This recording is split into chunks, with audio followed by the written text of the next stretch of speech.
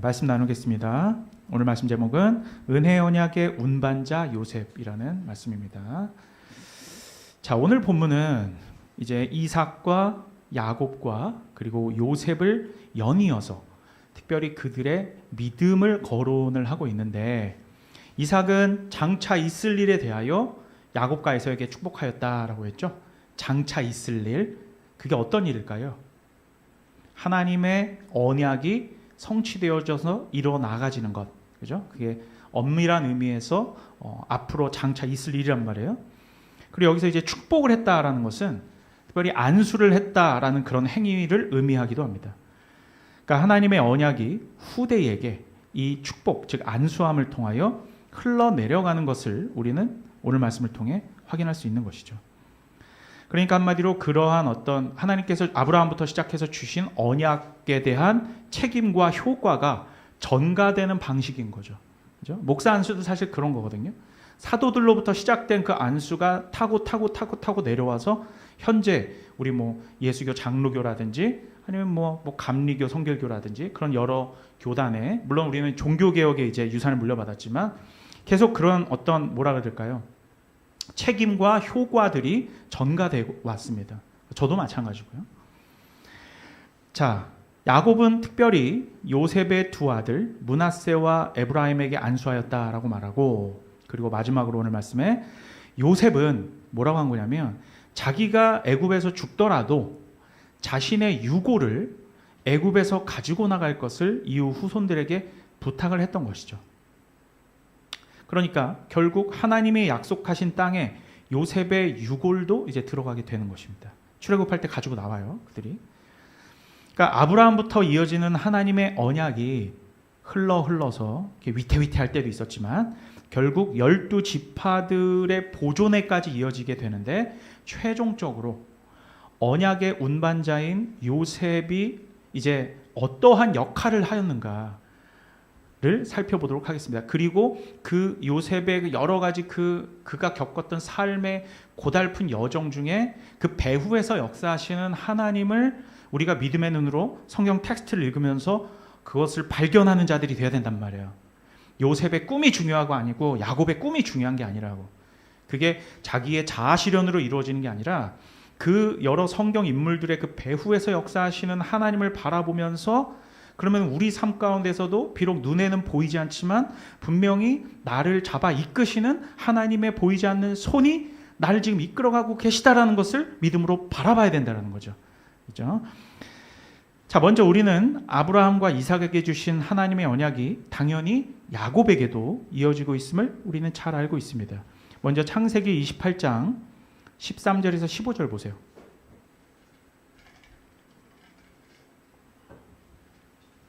제가 읽을게요. 또 본즉 여호와께서 그 위에 서서 이르시되 나는 여호와니 너의 조부 아브라함의 하나님이요 이삭의 하나님이라. 네가 누워있는 땅을 내가 너와 내 자손에게 주리니 내 자손이 땅의 티끌같이 되어 내가 서쪽과 동쪽과 북쪽과 남쪽으로 퍼져갈지며 땅의 모든 족속이 너와 내 자손으로 말미암아 복을 받으리라. 내가 너와 함께 있어 내가 어디로 가든지 너를 지키며 너를 이끌어 이 땅으로 돌아오게 할지라. 내가 내게 허락한 것을 다 이루기까지 너를 떠나지 아니하리라 하신지라. 자, 이렇게 하나님께서는 아브라함과 그의 아들 이삭을 통하여 야곱과 그의 아들들에게까지 대대로 그 이후의 자손들에게 언약이 이어져 나갈 것을 약속하셨고, 그리고 네게 허락한 것을 다 이루기까지 너를 떠나지 않겠다라고 분명하게 말씀하셨습니다. 그죠? 자, 그런데 이제 12아들에게까지 이 12아들을 통하여 하나님의 언약이 성취되어 갈 거라는 것을 우리는 창세기를 통해 알 수 있죠? 자, 그런데 37장을 보면 이제 본격적으로 요셉의 이야기가 시작되는데, 야곱의 아들들이요, 그렇게 하나님의 약속을 받은 자손들인데 이들이 그렇게 선하지만은 않았다라는 것을 확인할 수 있죠. 굉장히 악한 인간들이라는 걸 우리가 알 수 있어요. 그죠? 형제 간의 불화가 극에 달해서 결국은 그 형들이 시셈을 거듭하여 결국 형제를 죽이고자 했는데, 그러니까 약속의 자손들이 약속의 자손을 죽인단 말이에요, 지금. 그들이 지금 약속의 자손들이라고요? 그럼 우리는 여기서 이런 생각을 할 수 있습니다. 하나님의 약속은 분명히 저 야곱의 아들들을 통하여 보존되고 성취되어 갈 것인데 어떻게 가족들 간에 저런 불미스러운 일들이 끊이지 않는 가운데 이 언약이 보존되어져 갈까? 위태위태하단 말이에요. 그런 것에 대해서 우리가 생각해보지 않을 수가 없다는 것이죠. 형제가 형제를 질투하여 죽이려 하는 이러한 모양새는 거룩하신 하나님의 언약을 보존하는 그릇들로서 쓰임받기에 우리 인간들이 보기에는 적절하지 않아 보이는 거예요. 그죠? 게다가 요셉 자체는 그럼 그렇게 선한 인간이냐? 그렇지도 않아요. 요셉이 얼마나 오만하고 철딱선이 없는 17세의 소년이었습니까? 그죠? 아버지 야곱의 총애를 받긴 했죠. 사랑을 너무 많이 받으니까 버르장머리가 없는 거야. 그러니까 형들을 지 아래로 본 거지. 그죠? 자, 우리는 야곱의 아들들이 도덕적으로나 혹은 인성적으로 그렇게 훌륭한 사람들이 아니었다라는 것을 우린 창세기 내러티브를 통해서 확인할 수 있게 되는 것이죠. 심지어 요셉의 형들이 이제 양을 치러 세겜으로 가거든요. 세겜이라는 곳. 그 세겜에서 어떤 일이 있었냐면 그 이전에 그의 누이 디나 있죠. 디나가 겁탈을 당할 뻔하다가 야곱의 아들들, 즉 시므온과 레위죠. 시므온과 레위에 의해서 그 세겜의 그 자손들, 세겜까지 포함한 그들의 전 가족이 몰살당했던 히위 족속 그 추장의 이름이란 말이에요. 그게 세겜이라고. 그러니까 그들은 그것을 바로 얼마 전 일이라 잘 기억하고 있죠. 아마도 그래서 세겜에 그들이 있지 않고 도단으로 옮겨간 것 같습니다. 그러니까 창세기 37장은 이들이 이렇게 심지어 살인을 저지른 사람들이다. 하나님의 언약을 품은 자들인데 야곱한테 엄청 혼나잖아. 그 세겜 다 죽인 다음에. 그렇죠? 그러니까 이들이 그렇게 착한 사람들이 아니다라는 겁니다. 그걸 꼭 기억하셔야 돼요. 심지어 요셉마저도. 그러니까 사람들의 의도는요, 여러분 그렇게 선하지 않습니다. 심지어 주도 면밀하게 악한 일을 꾸미게까지 되죠. 하지만 하나님께서는 이게 제일 중요해요. 하나님께서는 이러한 하나님 백성들의 악한 의도에도 불구하고 하나님의 신실한 약속을 이어가신다라는 것에 우리는 주목을 해야 되는 겁니다. 알겠죠? 이것이 바로 오늘 우리 본문에서 말하는 창세기의 족장들, 그러니까 이삭, 야곱, 그리고 요셉까지 이들을 통하여 우리가 기억해야 될 가장 중요한 사실이에요. 이들이 믿음으로 바라봤던 것은 하나님의 약속이라는 거죠. 그렇죠? 우리는 이전에 아브라함과 이삭의 모리아 사건을 잘 알고 있습니다. 모리아산 사건.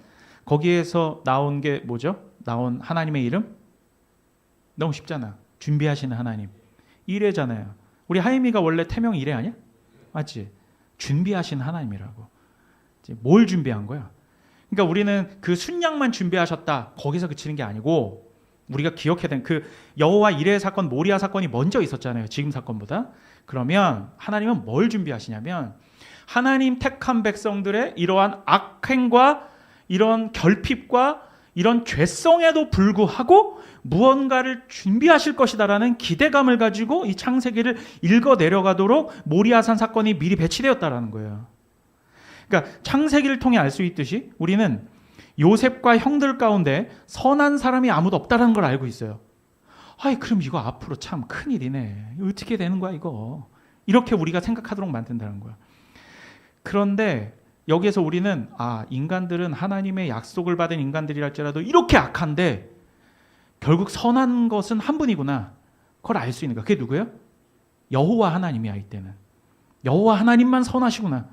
그러니까 우리가 일반 지금 현재에서 삶을 살아갈 때도 인간들한테 치이고 배신당하고 그렇게 믿었던 사람한테, 심지어 교회 사람들인데도 별별 인간상들을 다 본다고 그럴 때마다 우리가 입으로 고백하는 게 있어요. 인간들 다 필요 없구나. 오직 주님만 선하시구나. 하나님은 한 번도 우리에게 신실하지 않으셨던 적이 없구나라는 걸 하나님의 백성들이 깨닫게 하시면서 이 인생을 살아가게 하신단 말입니다. 아멘입니까? 이제 그러면 요셉이 겪게 되는 이 사건들 속에서도 우리는 그것을 바라보게 될 거예요. 그리고 요셉이 겪게 되는 일들 가운데 결국 요셉을 바라보면서 이런 일들을 통해서 우리가 연상되게 되는 그런 분이 있어. 그게 누구예요? 그게 예수 그리스도다. 요셉은 예수 그리스도를 예표하는 구약의 대표적인 인물 중에 하나예요. 예수 그리스도의 그림자를 보게 될 거란 말이야. 자, 요셉은 그가 잘했건 못했건 창세기에서 그리스도를 그림자로 예표합니다. 특별히 창세기 37장 8절을 보면 형들이 요셉한테, 이건 이제 요셉이 잘했건 말건 그거가 상관없는 거예요. 형들에게 뭐라고 하냐면, 그가 꿈을 얘기하잖아, 형들한테. 뭐 별이 자기한테 절하고 벽단이 뭐 절하고 막 이 얘기하잖아. 그러니까 형들이 네가 우리의 왕이야? 어디 교만을 떨어? 형들 앞에서. 이렇게 되는데 네가 우리를 다스리는 자냐고 이렇게 조롱하듯이 말합니다, 요셉에게. 그는 보잘것없는 인간인데, 그죠? 물론 왕은 아니지만 요셉은 어떻게 됩니까? 나중에 총리가 되죠. 솔직히 이스라엘의 왕보다 애굽의 총리가, 야, 어떻게 이스라엘 그 부족 국가란 말이에요, 그죠? 그러한 위치에 올라간다는 걸 우리는 너무 잘 알고 있죠. 애굽의 총리라는 것이 어떠한 위치에 있는지. 그러니까 어떻게 보면 요셉은 이스라엘을 살리죠. 그가 잘했건 못했건 요셉 없으면 이스라엘이 살아남을 수 있었어, 없었어요? 없었다니까. 왜? 다 굶어 죽었어, 그죠? 그러니까 이스라엘을 다스릴 왕의 위치로 올라가는 거에 맞죠. 그런 의미에서 요셉은 처음에 조롱당했죠. 네가 우리의 왕이야? 근데 실제로 왕 이상이 됐잖아. 그런데 이러한 조롱이 어디에서도 나와? 신약에서도 나오는 거야. 마가복음 15장 2절에서 3절. 빌라도가 묻되 네가 유대인의 왕이냐? 예수께서 대답하여 이르시되 네 말이 옳도다 하시매 대제사장들이 여러 가지로 고발하는지라. 이스라엘은 예수 그리스도를 왕으로 인정하지 않았단 말이에요. 이 사건 이후 예수께서는 십자가의 죽음과 고난으로 참된 왕으로 등극하시게 돼요. 요셉 또한 가족에게 벌어지는 고난을 통하여 애굽의 총리에 이르게 되죠. 예수 그리스도를 예표하고 있다고 지금 요셉이. 또한 창세기는 요셉의 고난을 통하여, 요셉 고난 어마어마하게 받습니다, 여러분 아시죠? 그의 인생. 그러면서 누구의 고난을 상기시켜요? 예수 그리스도의 고난을 상기시키는 그런 여러 가지 실마리들을 제공한단 말이에요. 그렇죠? 요셉이 누구에게 버림당해요? 형들한테 버림당하죠? 같은 핏줄이야, 같은 핏줄 아니야? 같은 핏줄할 때 버림을 받는단 말이야. 예수님 유대인이에요, 뭐 이방인이에요? 유대인이잖아요. 심지어 어디 지파야? 유다 지파예요. 유다 지파가 뭔데? 왕족이란 말이야.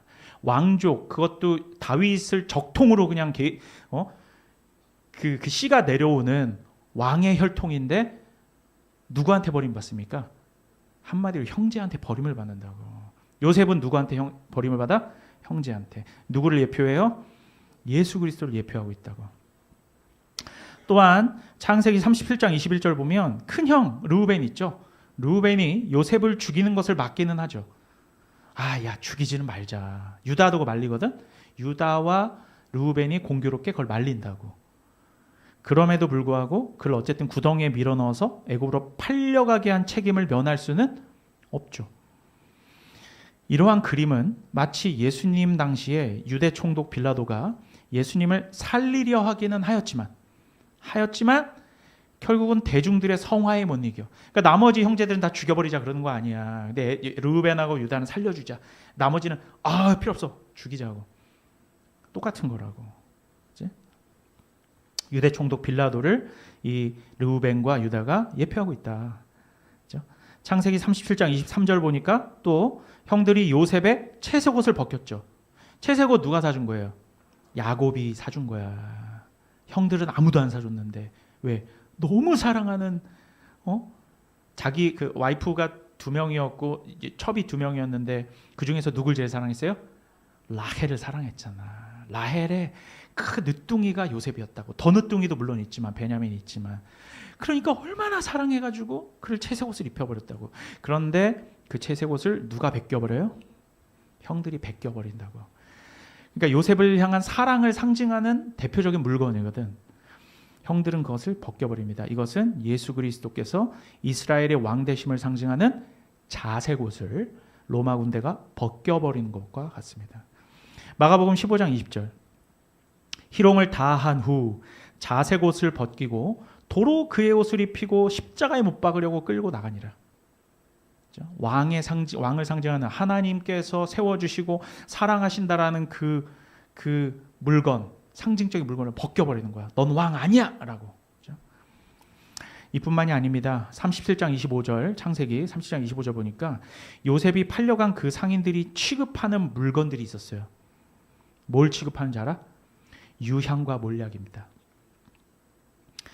유향과 몰약은요, 왕이나 귀족이 죽을 때, 그죠?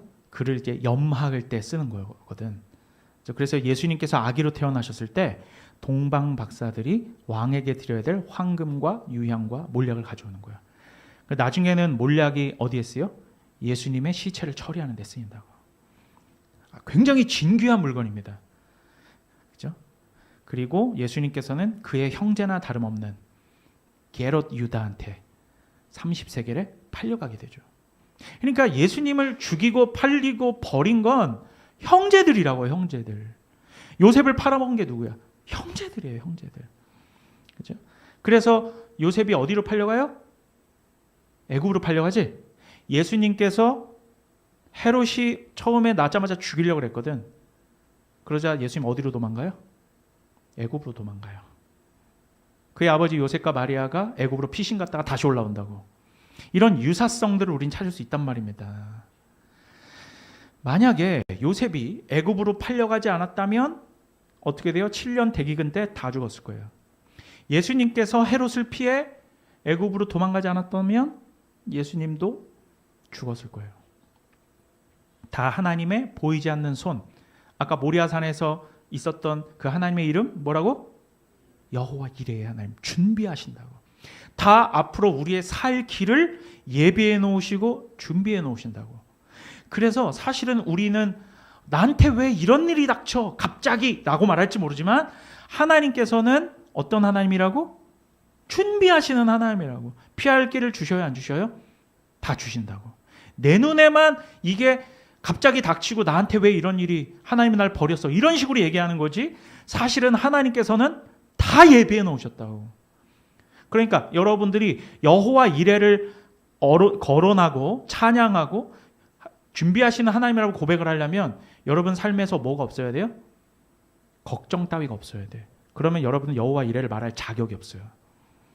안 그래요? 여호와 이레라며, 준비하신 하나님이라며, 왜 걱정해 근데? 아니 아브라함한테 너 이삭을 바쳐. 이삭 하나님 약속의 자손이잖아요. 저번 주에 설교 아닙니까? 소중한 것과 이별, 작별. 가장 소중한 아들이잖아. 근데 그걸 내놓으래. 하나님 미쳤습니까? 그런데 아브라함은 믿었다 그랬죠. 알겠습니다. 죽이겠습니다. 내 소중한 것 드리겠습니다. 왜? 무슨 신앙? 부활 신앙을 갖고 있기 때문에. 죽이십시오. 다시 살리실 주님을 믿습니다. 이 여호와 하나님이라고. 준비하신단 말이에요. 그렇죠? 그러니까 여호와 이레 하나님께서 인간들의 이런 악한 의도를 바꾸어, 형들의 의도는 악했죠. 죽여버리려고 그랬잖아. 애굽에 팔아버려. 그 의도가 나중에 우리를 살리려고 이런 의도였어요? 아니었다니까. 의도는 악했지만 그 악한 의도를 뭘로 바꾸어? 선으로 바꾸어 그들의 생명을 연장시키고 이루어 가시는 뭐가 작용한 거야? 하나님의 보이지 않는 손, 하나님의 은혜가 그 안에 작용한 거란 말이야. 그러니까 요셉이 애굽으로 팔려가서 그 개생고생을 할 때는 자기가 왜 이 고생을 하는지 알아 몰라요? 몰랐다니까. 몰랐어요. 결국 요셉은 나중에 총리가 되어서 식량을 구하러 외국으로 내려온 형들이 자기한테 절하는 상황이 되었을 때, 그때 자기가 이제 그 꿈이 이제 어떤 뜻이었구나라는 걸 알게 되었던 겁니다. 어마어마한 사건인 거예요. 그러니까 이게 우리의 인생이라니까. 요셉의 인생이. 창세기 45장 5절. 당신들이 나를 이곳에 팔았다고 해서 근심하지 마소서. 이게 무슨 얘기냐면 니들이 죄 짓고 니들이 나를 죽이려고 했지 그 죄값을 치룰까 봐 걱정하지 마. 이 얘기라고.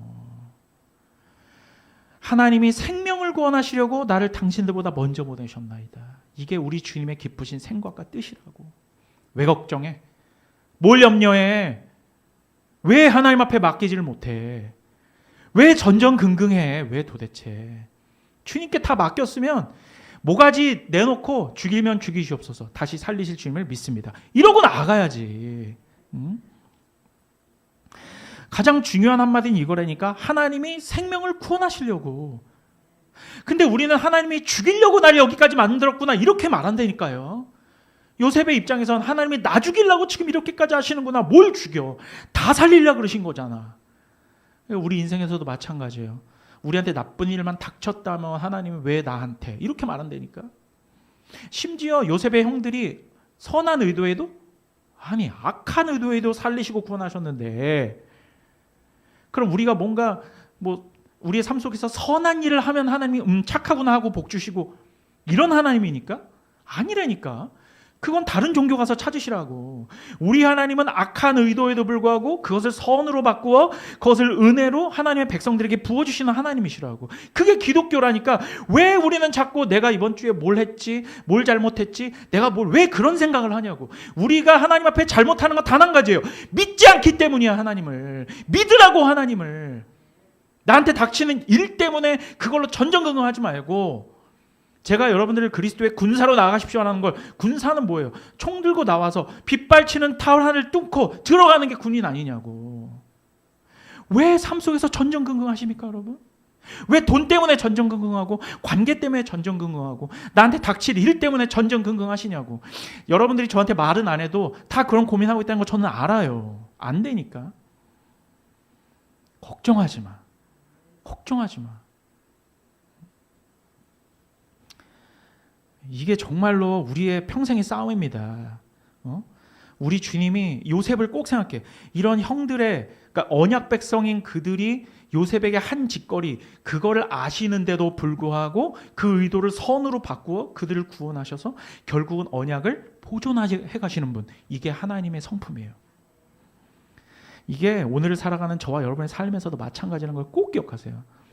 언제나 우리 삶의 주인공은 우리가 아니었어요. 요셉 이야기니까 주인공이 요셉 같아요? 우리는 성경을, 제가 그래서 성경을 읽는 방법을 배우시라고 하는 건, 성경을 백독을 해도 요셉의 그 삶의 그 뒤안길에서, 그 보이지 않는 곳에서 이 모든 것을 주권적으로 역사하시는 하나님을, 그 서브텍스트를 읽어내야 된다니까. 그래서 그 보이지 않는 하나님이 오늘날 나에게도 함께 하시는구나, 여기까지 가야 돼. 그게 성경이 읽는 거야. 안 그러면 그 성경 읽는 거 아니에요. 아무짝에도 쓸모없어. 그 표면만 읽는 거야, 그거는. 여러분, 요셉은 그래서 단지 은혜 언약의 운반자에 불과합니다. 꿈의 사람 요셉, 무슨 꿈 꿀 건데? 형들 질투하는 꿈 꾼 거 아니야. 근데 그 꿈이 결국은 알고 봤더니 하나님께서 결국 그의 백성을 구원하신다는 원대한 계획의 꿈이었지, 내가 나중에 총리 될 거라는, 내가 나중에 잘 되고 부강할 거라는 그런 꿈이 아니었다고요. 여러분, 예수 그리스도께서 오신 신약 시대부터 역사를 거꾸로 거슬러 올라가다 보면 결국 야곱의 12아들들이 나오게 되죠. 그리고 요셉이 없었다면 모든 아들들은 다 죽었을 거예요. 언약이 깨어져 버리는 것입니다. 요셉은 하나님의 언약을 지키고 이동시키는 역할을, 그리고 그리스도를 예표하는 그러한 역할을 보여주는 것으로 하고 애굽 땅에 묻힌 거예요.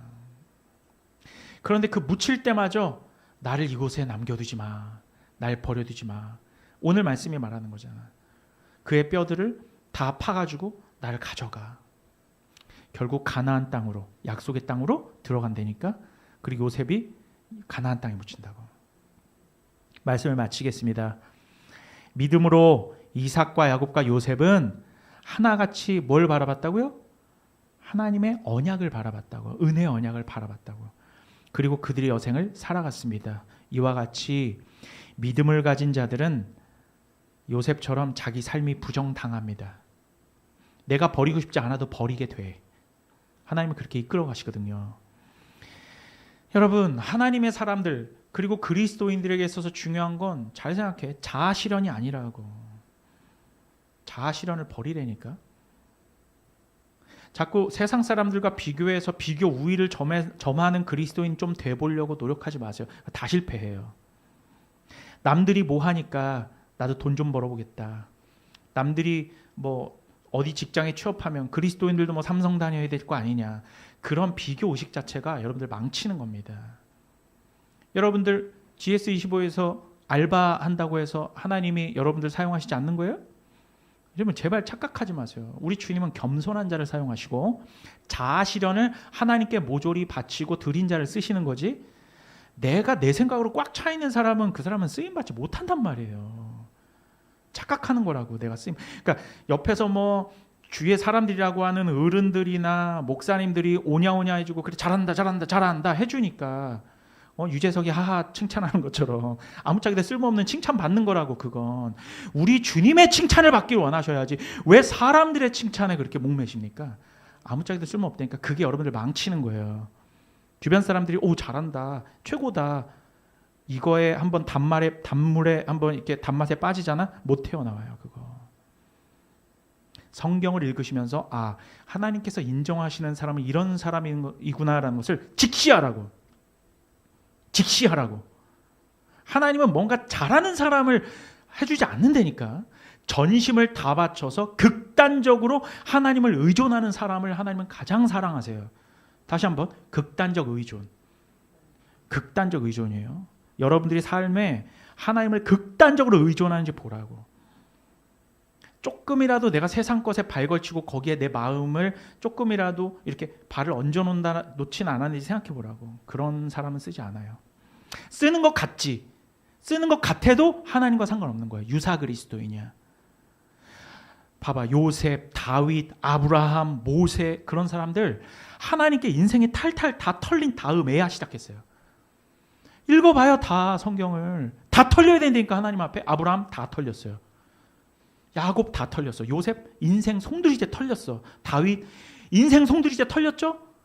그 괴롭히는 사울 피해가지고 그걸 죽일 기회가 있었는데도 아우 진짜 내가 주님이 세우신 자 이렇게 나가잖아. 인생에 털려보지 않은 자 하나님 앞에 쓰일 생각을 하지 마세요. 하나님은 철저히 자기만 의존하는 그러한 그리스도인들에게 역사하시고 그의 언약을 보존시키시고 그를 써나가세요. 여러분 교회 안에서 여러 사람들을 볼 거예요. 뭐 권사님들 뭐 얘기할 때 우리 아들은 우리 딸은 삼성 다니고 뭐하고. 귀를 기울이지 마. 그런 자랑이 입에서 나오는 순간 그건 이미 하나님과 상관없는 거란 말이에요. 거기에 한번 빠지고 거기에 한번 내 마음이 한번 상처 있고 그것 때문에 내가 한번 피의식 있기 시작하면 끝도 없이 나락으로 빠지는 거란 말이야. 왜? 하나님은 상관도 없는데. 그러니까 하나님은 변두리를 제쳐다두고 지들 잘났다는 얘기를 교회 안에서 하고 있는데 거기에 빠져들어가지고 나는 그러면 우리 자식은 내 부모는 나한테 물려준 거 하나도 없는데 이런 걸 비교하고 앉았다고. 알겠죠?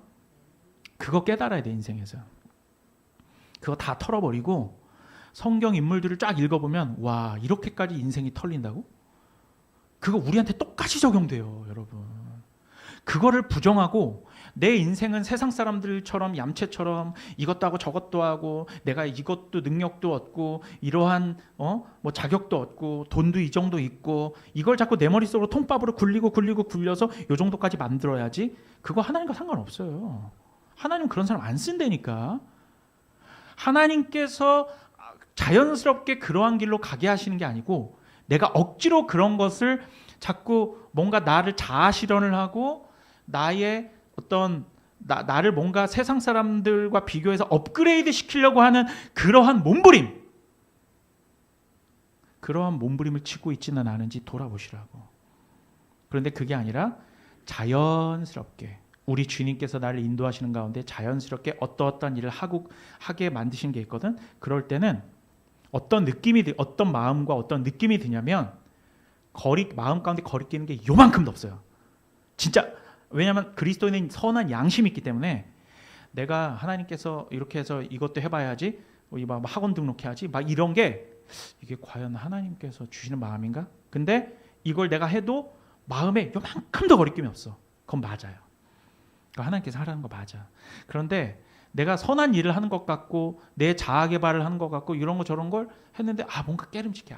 이게 맞는 것 같긴 한데 이거 하면은 내가 수요 성경 공부 완전히 제껴야 되는데 그래도 내 자신은 중요하겠지? 그러면 이거 주일날 예배 조금 피해가겠는데? 이러한 계산적인 생각이 조금이라도 들잖아? 아니에요. 그거는 애초에 아닌 거야. 꼭 기억하세요. 그렇죠? 여러분 우리의 삶은 우리가 사는 게 아니라니까. 바울이 뭐라고 고백했습니까? 갈라디아서 2장 20절에 한번 이걸 읽고 마치겠습니다. 갈라디아서 2장 20절. 우리가 고백만 이렇게 하지 말고 말로만이 아니라 삶 속에서 진짜로 이렇게 해야 될 거 아닙니까? 신앙생활은 실전입니다, 여러분. 관념이 아니라고. 실전이야. 실전이라고. 내가 회사 가야 될 때 그거 제껴버리고 정말 아무것도 아닌 정말 예배, 기도회 이런 거 참여하기 위해서, 성경 공부 이런 거 참여하기 위해서 그거 제껴보고 내가 내가 받을 거를 감안하고 한번 와보라고. 물론 그 뒤에 뭐 놀라운 일 안 생겨요. 안 생길 수도 있다고. 그런 걸 기대하는 거를 아예 하지 마. 그냥 내 그 과정과 나의 그런 발단의 그런 어떤 신앙의 발단이 그걸 하나님께서 보고 계시다는 것만 생각해. 다 봐, 하나님은. 지켜봐. 아무 말씀도 없이 지켜보고 계셔. 알겠어요? 실전이에요, 신앙생활은. 다시 한번. 신앙생활은 실전이다. 여러분, 헌금 생활이나 그러니까 시간과 돈이거든, 사실. 현대인들에게 있어서. 그것 빼고 뭐가 있어요? 시간, 돈, 건강. 자, 뭐가 있어요? 다 그것 때문에 살아가요, 사람들은. 그리고 유희. 자, 즐거워야 되잖아. 여행 가고 재밌는 거 하고 즐거운 거 해야 되잖아. 그것 때문에 하는 거야. 그걸 하나님 앞에 철저히 맡겨보라고. 근데 여러분들이 그러한 실전을 하고 있는지. 맨날 여러분 머릿속으로만 신앙생활해. 관념으로만 신앙생활 한다고. 인생은 실전인 것처럼 신앙생활 실전이에요. 자, 이거 읽고 마치겠습니다. 갈라디아서 2장 20절 함께 읽습니다. 시작. 내가 그리스도와 함께 십자가에 못 박혔나니 그런즉 이제는 내가 사는 것이 아니요 오직 내 안에 그리스도께서 사시는 것이라. 이제 내가 육체 가운데 사는 것은 나를 사랑하사 나를 위하여 자기 자신을 버리신 하나님 아들을 믿는 믿음 안에서 사는 것이라. 아멘. 기도